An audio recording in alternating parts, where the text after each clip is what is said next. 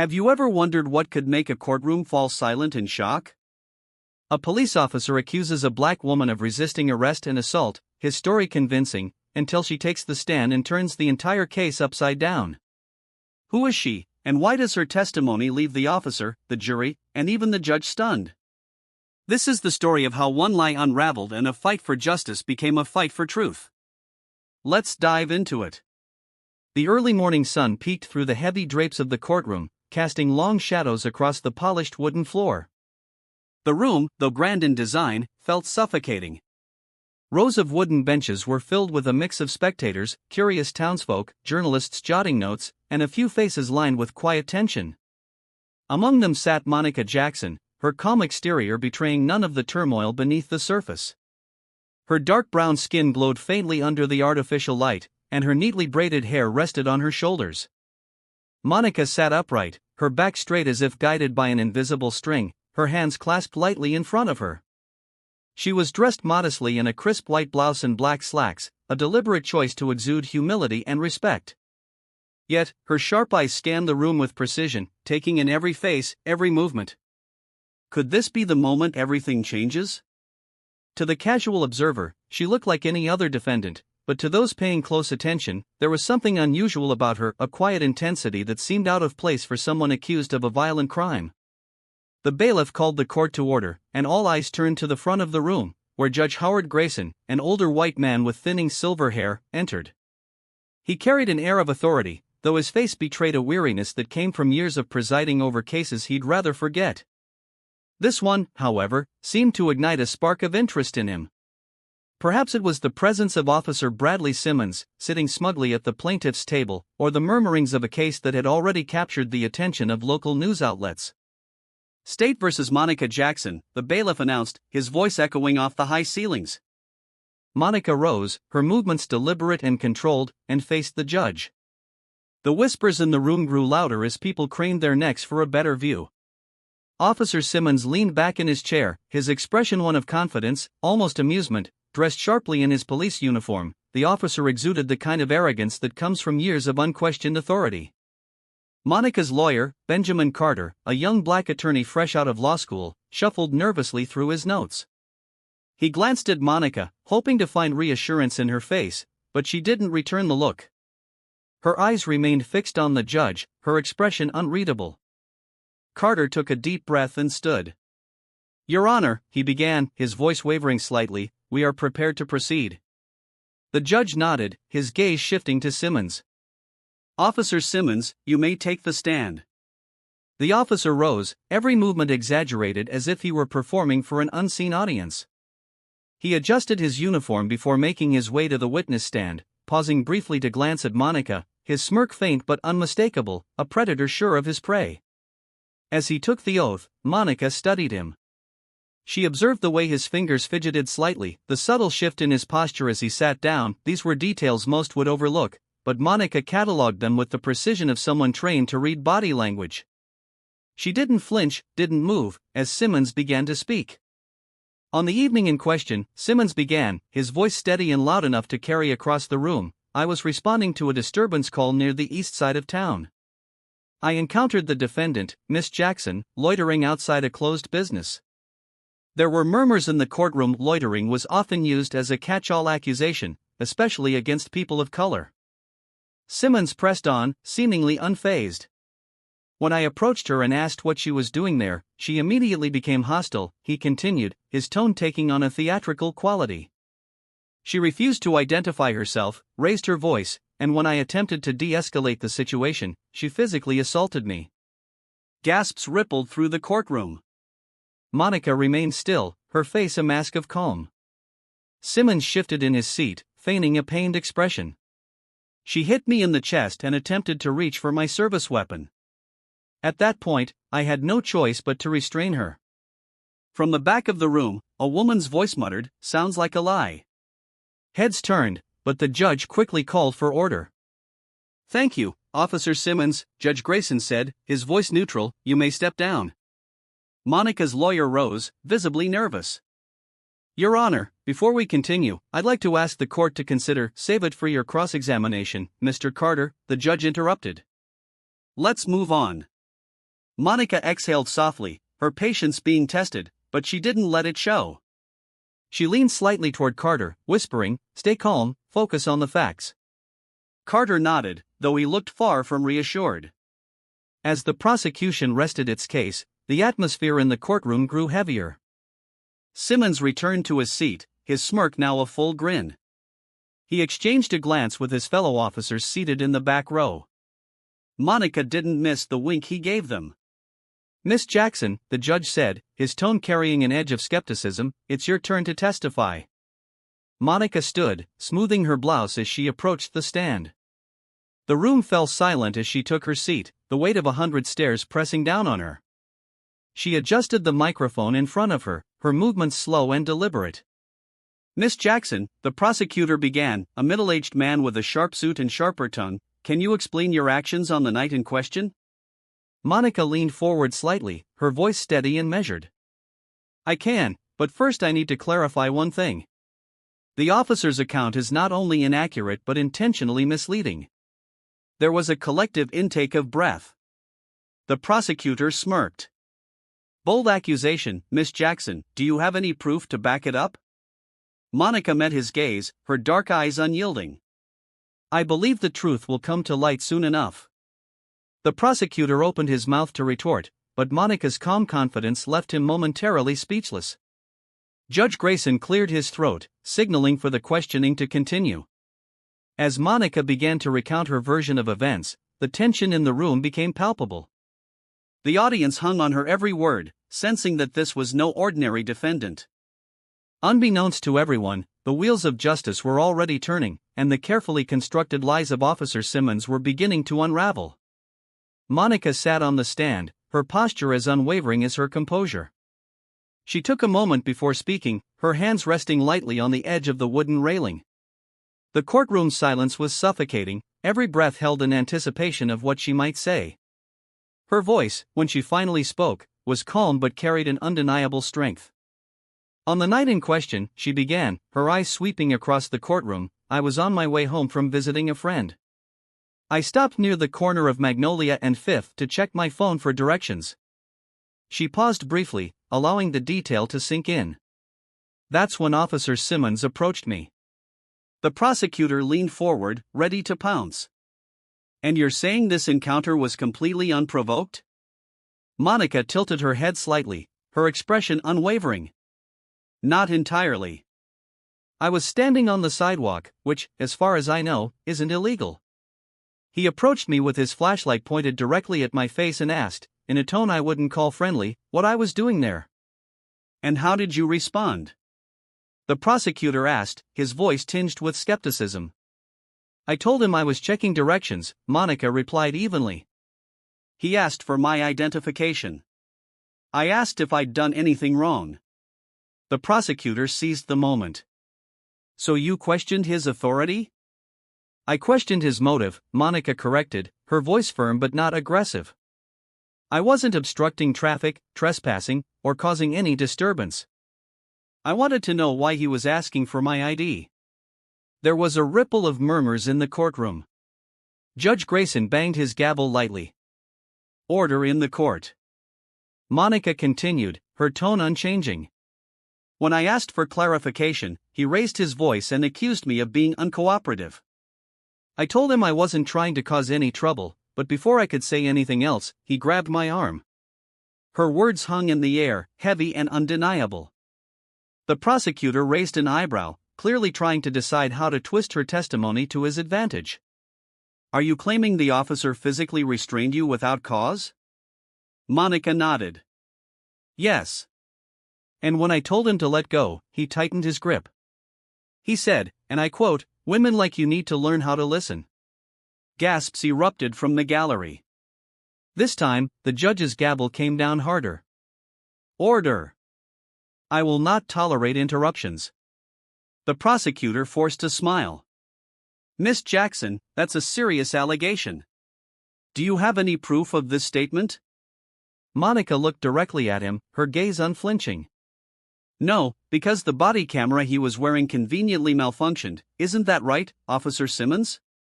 All eyes turned to Simmons, who shifted uncomfortably in his seat. His confident smirk had faded, replaced by a slight clenching of his jaw. The prosecutor cleared his throat. "Let's focus on the facts, Miss Jackson.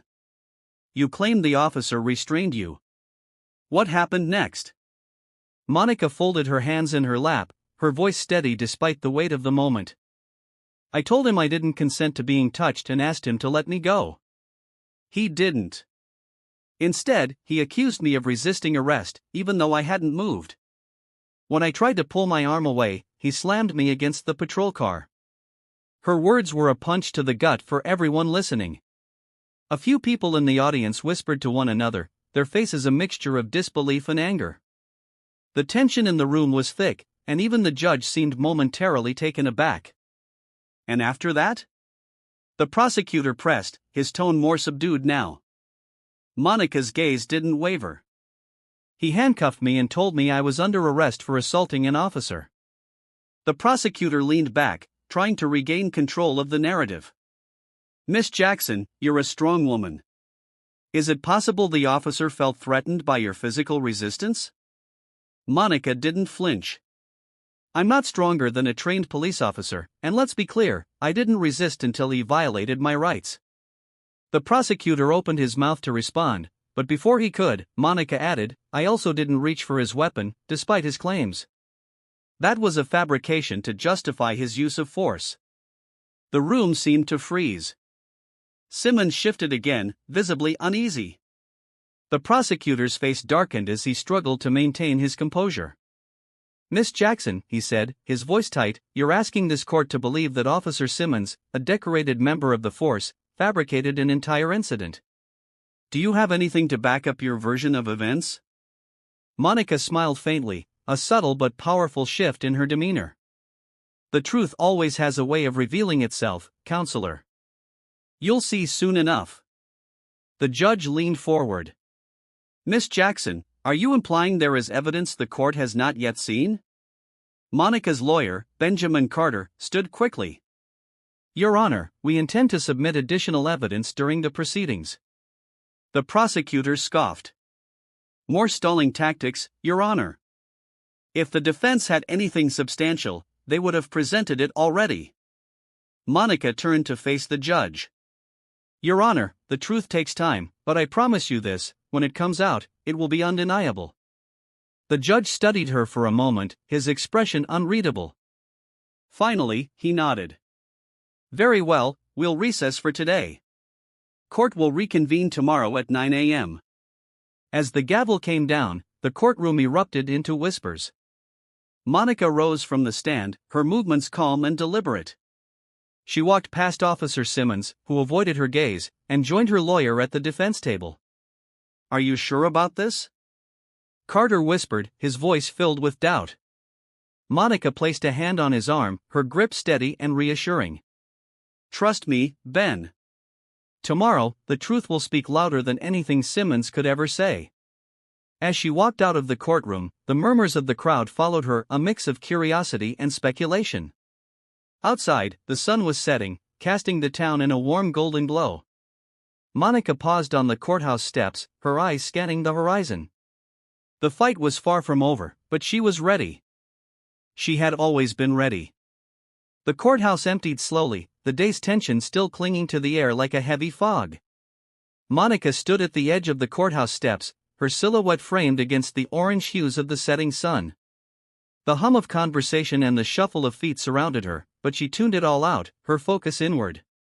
She had faced tougher battles before, ones where survival wasn't guaranteed, but there was something uniquely suffocating about fighting in a courtroom where the truth could be buried under lies. Benjamin Carter appeared at her side, his face a portrait of concern. The young lawyer clutched his briefcase tightly, as if it contained not just papers but the weight of his responsibility to her.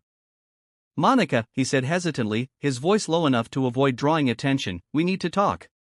She turned her head slightly, her gaze calm but unyielding. "What's on your mind, Ben?" He exhaled deeply, his breath visible in the cool evening air. "You have to tell me what you're holding back. The judge knows it, the prosecutor knows it, and Simmons, he's getting nervous. Whatever ace you're hiding, I need to know before we walk back into that courtroom tomorrow." Monica's lips curved into the faintest of smiles. You'll know when the time is right. That's not enough, he pressed, lowering his voice even further. I'm your lawyer. If we're going to win this, I need to be prepared for whatever bombshell you're planning to drop. She studied him for a moment, the weight of her silence pressing down on him like a physical force. Finally, she nodded. Meet me at my house tonight. I'll tell you everything. Benjamin blinked, startled by the sudden shift. You will? I will, she said firmly, but not here. Monica's modest home sat on the outskirts of town, surrounded by tall oak trees that swayed gently in the night breeze. The faint glow of a porch light illuminated the walkway, casting long shadows across the gravel path. Benjamin pulled up in his car, stepping out cautiously. The quiet of the area was almost unnerving after the chaos of the courtroom. He knocked lightly on the door, and Monica answered almost immediately, as though she'd been standing there waiting. She wore a simple navy sweatshirt and black leggings, a stark contrast to the poised appearance she'd maintained earlier in the day. Her hair was tied back, and her expression was unreadable. Come in, she said, stepping aside. Benjamin entered, his eyes scanning the space. The living room was neat and sparsely decorated, with only a few personal touches: a framed photograph of a younger Monica in a navy uniform, her arm around an older man in a similar uniform, a folded American flag displayed in a glass case on the mantel, a bookshelf filled with titles on leadership, strategy, and history. You live alone? He asked, more out of curiosity than anything else. For now, she replied, gesturing for him to sit on the couch.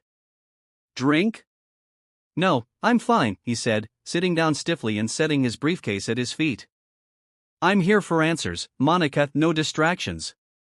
She smirked faintly, appreciating his determination. Fair enough.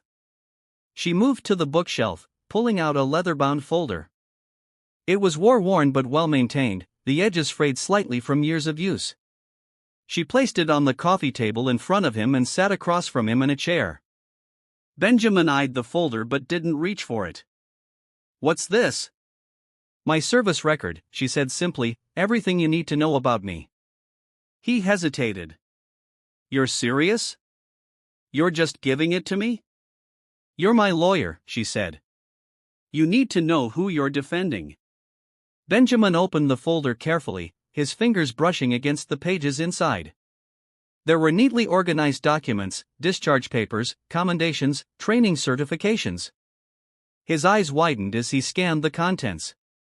Wait, he muttered, flipping through the pages faster. You were a Navy SEAL? She finished for him. Lieutenant Commander, retired. He stared at her, his mouth slightly open. Monica, this changes everything. Why didn't you tell me before? Because it's not just about who I was, she said, leaning forward. It's about what Simmons represents. This isn't just my fight, Ben. It's about exposing the kind of corruption and bias that allows people like him to get away with this. Benjamin ran a hand through his hair, his mind racing. The prosecutor's going to lose it when this comes out, and Simmons, he'll crumble. Monica's expression darkened. Simmons won't crumble. Men like him double down when they're cornered. That's why we have to be smart, strategic. Benjamin nodded slowly, understanding the gravity of her words. Do you think he knows? Not yet, she said, but he's suspicious. You saw how he looked at me today. He knows there's something he doesn't know, and it's eating at him. Benjamin closed the folder and leaned back, letting out a long breath. So what's the plan? Monica's eyes glinted with a quiet determination. Tomorrow, we show the court the truth, but we don't just expose Simmons for lying, we expose the system that enables him. And how do we do that? He asked, leaning forward. Monica stood, her presence commanding even in her casual attire. She walked to the mantel, picking up the folded flag. She turned it over in her hands before looking back at him. We make them see me not as a defendant but as the woman who spent 20 years protecting the very freedoms that man tried to strip from me. Her voice was steady, but there was an edge to it, a quiet storm brewing beneath her calm exterior. Benjamin felt a chill run down his spine, not from fear, but from the sheer force of her resolve. Monica, he said softly, tomorrow's going to be a fight. She placed the flag back on the mantel, her hand lingering on it for a moment, then turned to him, her eyes fierce.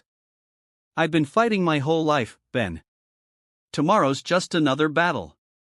The next morning, the courthouse loomed in the pale gray light of dawn, its imposing facade casting long shadows over the bustling crowd that had gathered on the steps. News of the trial had spread quickly overnight, whispers turning into a roar of speculation. The gallery was filled with spectators, journalists scribbling in notepads, community members eager to see justice, and Simmons's fellow officers, who lined the back row in a silent show of support for their comrade. Inside, the courtroom hummed with anticipation, the atmosphere tense and electric. Monica sat at the defense table, her expression calm but focused. Her navy blue blazer and neatly pressed white shirt gave her a commanding presence, one that seemed to silence the room even before the judge entered. Beside her, Benjamin Carter flipped through his notes, his nerves betrayed by the subtle tapping of his pen against the table. "Are you ready for this?" he asked in a low voice, glancing at her. Monica turned her head slightly, her gaze steady. "I've been ready for years, Ben. Let's give them the truth." The gavel struck, and Judge Grayson entered the room, his stern face surveying the crowd. "Court is now in session. We will continue with the case of State versus Monica Jackson." The prosecutor, a seasoned man with sharp features and a suit that seemed tailored to intimidate, stood first. "Your Honor, we intend to reinforce the testimony of Officer Simmons today and present additional evidence to support the charges against the defendant." Monica didn't flinch, her hands resting lightly on the table. She could feel the eyes of the room on her, but she remained as steady as a rock in the tide. The prosecutor called Simmons to the stand again, his polished demeanor masking the growing tension in the room. Simmons adjusted his tie as he walked to the stand, his movements slower than usual, as if weighed down by the scrutiny he could feel pressing in from every angle. "Officer Simmons," the prosecutor began, his voice firm but measured, "please remind the court of the events that led to the defendant's arrest." Simmons cleared his throat, his voice carrying a hint of strain. "As I stated before, I encountered the defendant near a closed business. She was acting suspiciously, refused to identify herself, and became physically aggressive when I attempted to question her." "And you stand by your account of her behavior?" the prosecutor pressed. "I do," Simmons replied, his eyes flicking toward Monica for the briefest of moments.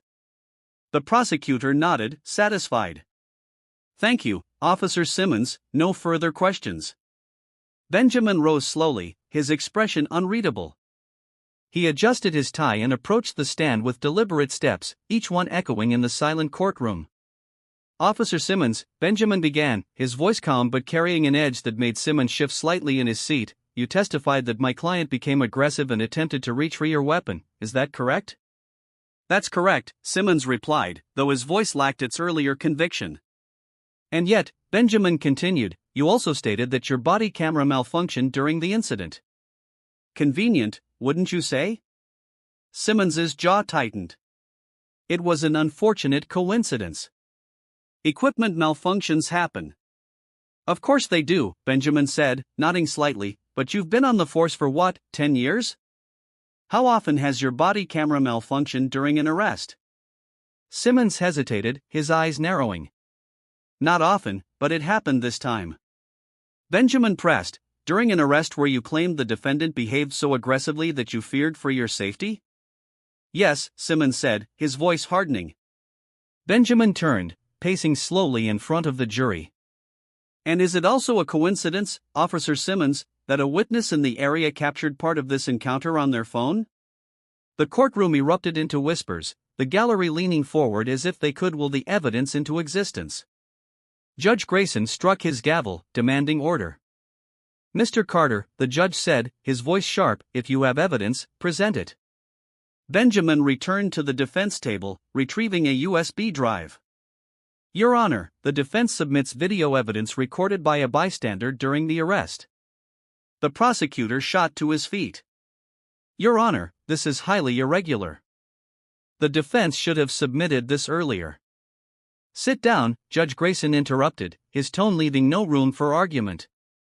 "Let's see the footage." The bailiff took the drive and inserted it into the courtroom's media system. The screen on the wall flickered to life, and the room fell into a heavy silence. The footage was shaky, the angle partially obscured by the frame of a car window, but the audio was clear. Simmons's voice rang out, sharp and commanding. "Don't make this harder than it needs to be," he said, his hand gripping Monica's arm. Her voice followed, calm but firm. "I'm not resisting, let go of my arm." The crowd watched, riveted, as Simmons shoved Monica against the patrol car, his words clear now, biting and unmistakable, "Women like you don't get to question me." The courtroom erupted again, louder this time. The judge banged his gavel repeatedly, his face darkening with frustration. "Order! I will have order in this court." The courtroom emptied slowly for recess, but the tension lingered in the air like a storm waiting to break. Monica sat silently at the defense table, her calm demeanor unshaken by the chaos the video evidence had unleashed. Beside her, Benjamin was pacing, his hands moving in erratic gestures as he muttered under his breath. "This is huge, Monica," he said finally, stopping to face her. That footage just tore his testimony apart. Monica folded her hands neatly on the table, her gaze steady. "It's a crack in the wall, Ben, but walls don't fall with cracks alone. We need more." Benjamin exhaled sharply, leaning on the table. "What's the next move?" "We've got the video, and you've got your service record. We could bury Simmons with this." She looked at him, her expression softening just slightly. "It's not just about burying Simmons. It's about exposing the truth. If we rush, we risk losing control of the narrative. Timing is everything." Before Benjamin could respond, the bailiff's voice cut through the room. "Court will reconvene in 5 minutes." Monica stood, adjusting her blazer. "Stay sharp, Ben, it's time." As the judge entered and the room was called to order, all eyes were on Officer Simmons. The confident smirk he had worn earlier was gone, replaced by a tight-lipped expression and darting eyes that betrayed his growing unease. His fellow officers in the back row exchanged uncertain glances, their silent support now tinged with doubt. Judge Grayson's voice broke through the tension. "Mr. Carter, do you have additional evidence to present?" Benjamin rose, his movements deliberate and composed. "Yes, Your Honor, the defense would like to call the defendant, Monica Jackson, to the stand." The room buzzed with renewed interest. Monica stood, her steps measured as she approached the witness stand. She didn't rush, didn't falter. Her presence alone seemed to command the room's attention, and when she sat, her posture was as straight as a soldier at attention. "Miss Jackson," Benjamin began, his tone steady, "you've heard the accusations against you: resisting arrest, assaulting an officer, attempting to seize a weapon. Are these accusations true?" "No, they are not," Monica replied firmly, her voice carrying across the room. Benjamin nodded. "Then let's talk about what really happened that night in your own words. Tell the court how your encounter with Officer Simmons unfolded." Monica took a slow breath, her gaze sweeping the room before settling on Benjamin. "That night, I was heading home after visiting a friend. I stopped to check my phone for directions when Officer Simmons approached me. He asked what I was doing there, and I told him. When he asked for my ID, I questioned why he needed it. I wasn't doing anything illegal, and I wanted to know what his reasoning was." "And how did he respond?" Benjamin asked. Monica's jaw tightened slightly. "He accused me of being uncooperative. When I tried to explain myself, he grabbed my arm and refused to let go, despite me telling him I hadn't done anything wrong." Benjamin took a step closer to the jury, his voice rising slightly. "Did you threaten him in any way?"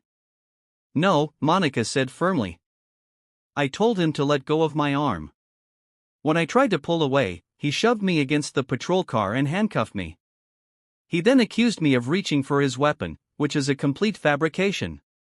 The gallery murmured again, but Monica wasn't finished.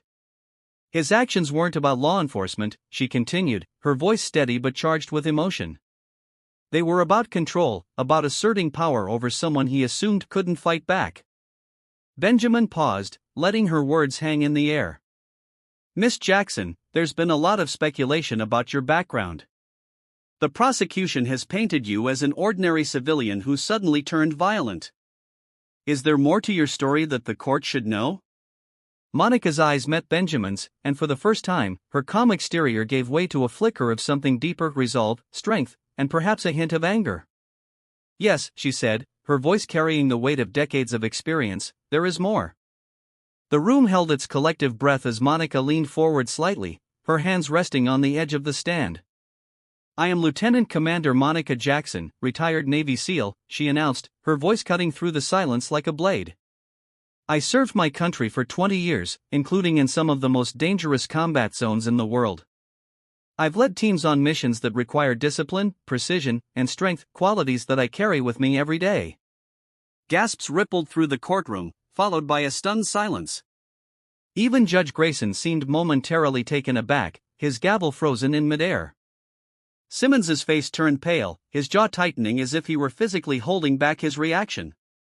Benjamin stepped forward, his voice rising. Miss Jackson, as a Navy SEAL, you were trained to handle high-pressure situations. Did you use any of that training during your encounter with Officer Simmons? Yes, Monica said without hesitation. I used it to stay calm, to de-escalate the situation, and to protect myself from harm without resorting to violence. And did you at any point attempt to harm Officer Simmons or reach for his weapon? Benjamin asked. No, Monica said, her voice firm. My training taught me how to assess threats and respond appropriately.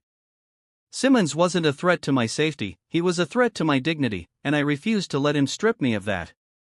The courtroom erupted once more, louder this time, as the weight of Monica's words settled over the room. The judge banged his gavel repeatedly, his face a mixture of frustration and awe. Order! I will have order in this court. When the noise subsided, Benjamin turned to the jury, his voice steady but filled with conviction. Ladies and gentlemen of the jury, you've heard Officer Simmons's version of events, and now you've heard the truth from a woman who has spent her life defending this country. The question you need to ask yourselves is simple: who do you believe? The prosecutor remained seated, his face pale, his eyes fixed on the table in front of him. Simmons stared straight ahead, his hands clenched tightly on the arms of his chair. As Monica stepped down from the stand, the weight of her testimony lingered in the room. She returned to her seat, her head held high, and leaned toward Benjamin. Now, she said softly, let's see how long that wall holds. The tension in the courtroom was almost suffocating. Officer Bradley Simmons sat at the plaintiff's table, his face pale and glistening with a sheen of sweat. The composure he had carried into the courtroom earlier was gone, replaced by a faint tremble in his hands as he gripped the edge of the table. His fellow officers, who had been a silent wall of support in the back row, exchanged uneasy glances. They had come to see justice served, or so they thought, but now doubts were creeping into their minds like unwelcome shadows. The judge, his usually stoic face showing hints of weariness, looked over the room before turning to Simmons's lawyer. Mr. Avery, does the prosecution wish to proceed with redirect, or do you need a moment to reconsider your strategy? The prosecutor, Richard Avery, rose stiffly from his seat, his carefully curated demeanor showing the first signs of a crack. He adjusted his tie as if tightening a noose and stepped toward the witness stand, his voice usually sharp and commanding carrying a faint edge of desperation. Your Honor, he began, we intend to call Officer Simmons back to the stand to clarify some inconsistencies. The judge nodded, his eyes narrowing slightly. Proceed. Simmons stood slowly, his movements stiff, as though weighed down by the growing scrutiny. As he walked to the witness stand, he avoided Monica's gaze, which followed him with a calm intensity. When he finally sat down, his hand trembled as he adjusted the microphone, a gesture that didn't go unnoticed by the jury. Avery approached, forcing a smile. Officer Simmons, you've heard the defendant's testimony and her claims regarding your conduct. Do you have anything to say in response? Simmons cleared his throat, his voice shaky but determined. Yes, her account of the incident is exaggerated. I acted within the scope of my duties. Avery nodded, encouragingly. And the video evidence presented earlier, how do you explain what the court saw? Simmons hesitated, his eyes darting toward the jury before returning to Avery. The video doesn't show everything. It's incomplete. It doesn't capture the context of her behavior leading up to that moment. And what context would that be? Avery pressed, his tone tightening. She was defiant, Simmons said, his voice growing louder, as if to regain some control. She refused to cooperate and challenged my authority. I had to act decisively to maintain order. Monica watched him with an expression that was almost pitying, her hands folded neatly on the table in front of her. Benjamin leaned toward her and whispered, "He's unraveling." She gave a small nod but said nothing, her focus unwavering. Avery continued, his voice growing more insistent. "So you stand by your claim that the defendant attempted to reach for your weapon?" Yes, Simmons said, though the word came out weaker than he intended. She made a sudden movement toward my side. I had to protect myself. Benjamin shot to his feet. "Your Honor, permission to cross-examine?" Judge Grayson nodded curtly. "Granted." Benjamin approached the stand slowly, his movements deliberate. He stopped just a few feet from Simmons, his presence looming without being overbearing. He let the silence hang in the air for a moment, forcing Simmons to meet his gaze. "Officer Simmons," Benjamin began, his tone calm but edged with steel, "you've testified multiple times that my client reached for your weapon, is that correct?" "Yes," Simmons replied, though his voice lacked its earlier conviction. "And yet," Benjamin continued, "you provided no physical evidence to support this claim, no fingerprints on your holster, no corroborating testimony, just your word." Simmons's jaw tightened. "I know what I saw." Benjamin nodded slowly, as though considering the statement. "You know what you saw," he repeated, "but the court has seen something else, video evidence that contradicts your account, evidence that shows my client was calm and cooperative until you escalated the situation." "That video doesn't tell the whole story," Simmons said, his voice rising. "It's taken out of context." Benjamin tilted his head slightly. "Out of context? Let's talk about context, then." He turned to the jury, his voice growing louder. "This is a man who approached a law-abiding citizen, demanded her identification without cause, and when questioned, resorted to force, a man who then lied under oath to cover his actions." The prosecutor objected, but the judge overruled him, motioning for Benjamin to continue. Benjamin turned back to Simmons, his voice dropping to a cold, quiet tone. "Officer Simmons, you accused a decorated Navy SEAL, a woman who has served this country with honor, of being a threat. Tell me, does it embarrass you to know that the person you tried to intimidate has faced dangers you couldn't begin to imagine?" Simmons flinched, his composure slipping further. "That's irrelevant. She wasn't acting like a Navy SEAL that night." "And you weren't acting like a police officer," Benjamin shot back, his voice sharp. "You were acting like a bully who thought he could get away with abusing his authority, but you didn't count on her standing up to you, did you?"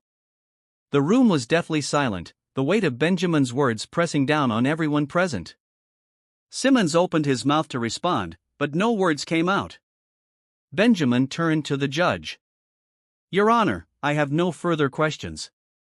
Simmons stepped down from the stand, his shoulders slumped as he returned to his seat. His fellow officers avoided his gaze, their earlier confidence in him now replaced with doubt.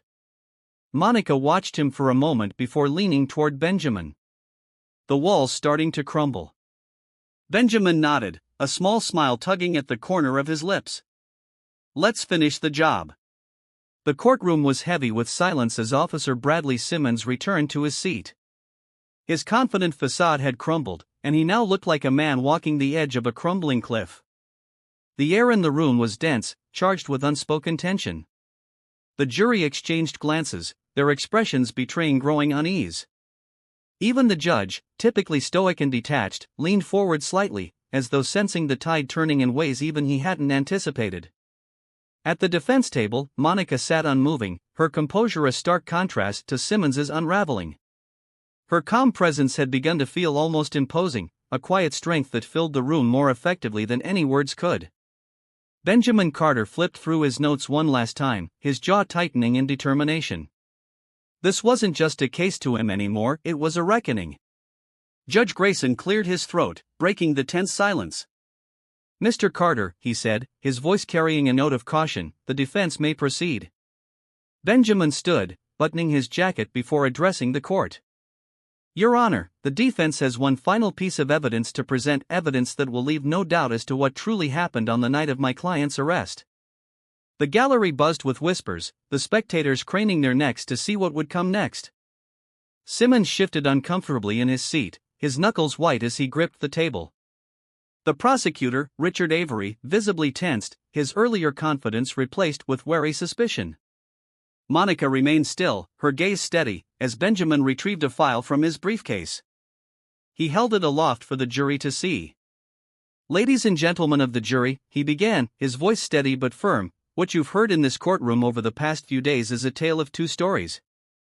Officer Simmons would have you believe that my client, a woman with no prior criminal record and a career dedicated to serving her country, suddenly became violent and aggressive for no reason. But the truth is far simpler and far more troubling." He opened the file and pulled out a series of documents. "This," he said, holding up the first page, "is Officer Simmons's personnel record, and what it reveals is a pattern of behavior that speaks to his credibility, or rather, his lack of it." The prosecutor leapt to his feet. "Your Honor, I object. This is irrelevant to the case at hand." Judge Grayson raised a hand to silence him. Overruled. "Mr. Carter, you may continue." Benjamin nodded and addressed the jury directly. "Over the course of his career, Officer Simmons has been the subject of multiple complaints: excessive force, racial bias, improper conduct. These complaints were either ignored or buried by the department, but today, they come to light." He handed copies of the documents to the jury, who studied them intently. The murmurs in the gallery grew louder, and even the judge's expression darkened as he scanned the pages in front of him. "Let me be clear," Benjamin said, his voice rising slightly. "This is not just about one bad decision.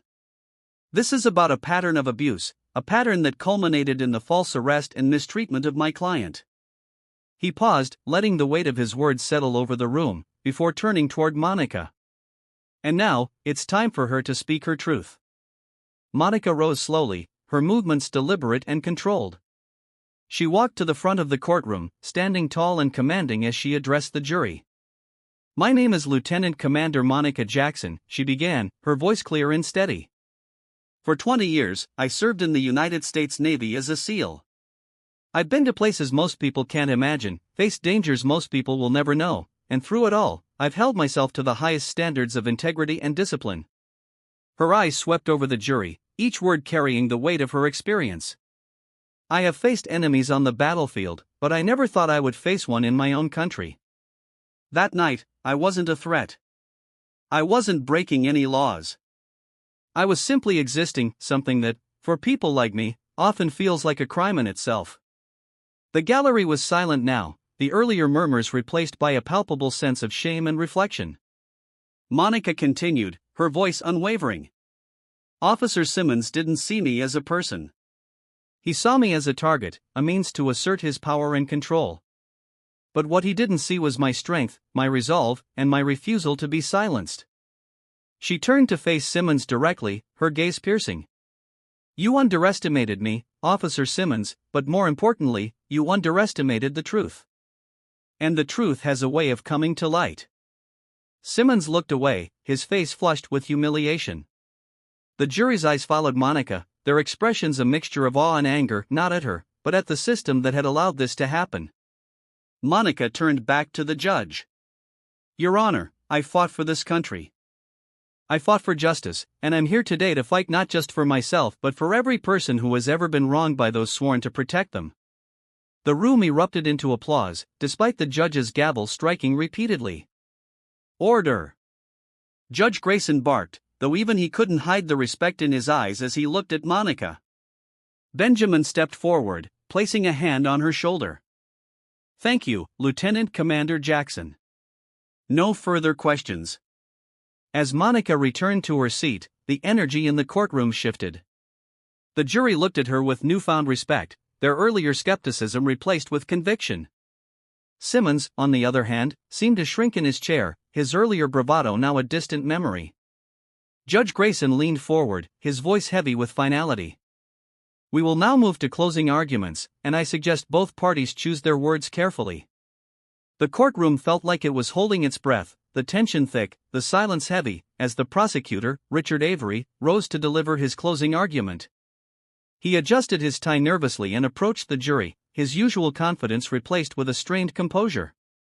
"Ladies and gentlemen," Avery began, his voice measured but lacking its earlier vigor, "what we've seen here today is a complex case. While the defense has worked hard to paint Officer Simmons as a man with a questionable record, I urge you to consider the broader picture.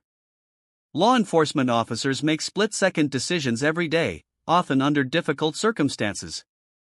Officer Simmons believes he was acting in the best interest of public safety." He paused, his gaze flickering toward Simmons, whose face was a pale mask of unease. "Mistakes may have been made," Avery admitted, "but that does not change the fact that Officer Simmons was doing his job. The defense's claims, while compelling, do not erase the fact that the defendant questioned authority, resisted an officer, and escalated the situation." Avery's tone hardened as he finished. "I ask you to consider the facts and not be swayed by emotion or spectacle." "Thank you." The courtroom remained silent as he returned to his seat. Benjamin Carter rose next, his movements deliberate and calm. He adjusted his jacket, straightened his tie, and approached the jury with an air of quiet confidence. "Ladies and gentlemen of the jury," Benjamin began, his voice steady and firm, "what we've seen here today is not a complex case. It is, in fact, painfully simple. My client, Lieutenant Commander Monica Jackson, a decorated Navy SEAL and an American hero, was profiled, mistreated, and lied about by a man who abused his power." He turned, gesturing toward Monica, who sat with her back straight, her hands resting lightly on the table. "Monica Jackson did not resist arrest. She did not threaten Officer Simmons. What she did was ask a question, a simple, reasonable question: why? And for that, she was thrown against a car, handcuffed, and humiliated." Benjamin's voice rose, his passion filling the room. "This isn't just about Monica Jackson. It's about accountability. It's about ensuring that those who wear a badge and swear an oath to protect and serve are held to the highest standards of integrity. Because when they fail to do so, the entire system fails." He took a step closer to the jury, lowering his voice for emphasis. "Today, you have the power to send a message that no one, not even an officer of the law, is above accountability, that justice is not just a word we say, but a principle we uphold. I trust you to make the right decision." Benjamin returned to his seat, and the courtroom fell into a heavy silence as Judge Grayson gave his instructions to the jury. Then they were dismissed to deliberate. The hours felt like days. Monica sat in the courthouse hallway, her hands clasped tightly in her lap. Benjamin paced back and forth, his brow furrowed in thought. The low hum of conversation from nearby spectators and reporters filled the space, but Monica tuned it all out. "Do you think they'll see the truth?" Benjamin asked, breaking the silence. Monica looked up at him, her expression calm but resolute. "They don't need to see it, Ben. They need to feel it. The truth has a way of making itself known." Benjamin nodded, though his nerves were evident. Before either of them could say more, the bailiff appeared in the doorway. "The jury has reached a verdict." The courtroom was packed as everyone filed back in, the tension almost unbearable. Monica stood beside Benjamin at the defense table, her face an unreadable mask. Across the room, Simmons sat stiffly, his eyes fixed on the jury box. The foreperson of the jury, a middle-aged woman with kind eyes and a serious expression, stood as the judge addressed her. "Has the jury reached a verdict?" "Yes, Your Honor," she replied, her voice steady. The judge nodded. "Please read the verdict." The foreperson unfolded a piece of paper and began. "In the case of State versus Monica Jackson, we find the defendant not guilty on all charges." A wave of emotion rippled through the room. Gasps, murmurs, and even a few quiet cheers broke out before the judge's gavel brought order. Monica exhaled softly, her shoulders relaxing for the first time in days. Benjamin placed a hand on her shoulder, a smile breaking through his otherwise professional demeanor. The foreperson continued, "Furthermore, we, the jury, strongly recommend that an investigation into Officer Simmons's conduct be pursued." The judge nodded gravely. "The court will take this recommendation under advisement. Officer Simmons, I suggest you retain counsel. This matter is far from over." Outside the courthouse, the media swarmed, cameras flashing and microphones thrust forward, but Monica stood tall, her presence commanding as she addressed the crowd. "This isn't just my victory," she said, her voice steady but filled with conviction. "This is a victory for accountability, for justice, and for everyone who has ever been silenced by those in power. I didn't fight this battle alone, and I won't stop fighting for others." Benjamin stood beside her, watching with a mixture of pride and admiration. The crowd erupted into applause as Monica turned and walked away, leaving the cameras behind. Months later, Officer Simmons was dismissed from the police force and faced criminal charges for perjury and misconduct. His fellow officers, once loyal to him, distanced themselves as the investigation uncovered more of his abuses. Monica returned to her quiet life, but her name became a symbol of resilience and justice. She was invited to speak at events, her story inspiring others to stand up against injustice. Though she had left the battlefield years ago, Monica Jackson knew that her fight wasn't over, and she was ready for whatever came next. Because for her, justice wasn't just an outcome, it was a way of life. And just like that, the truth prevailed. A courageous woman stood her ground, exposing lies and demanding justice in a system designed to silence her. This story isn't just about one victory, it's a reminder that standing up for what's right can change everything. If this story moved you, make sure to subscribe to Dark Stories for more powerful stories like this one. Turn on notifications so you never miss an update, and join me as we uncover more tales of resilience, justice, and redemption. Thanks for watching, and I'll see you in the next one.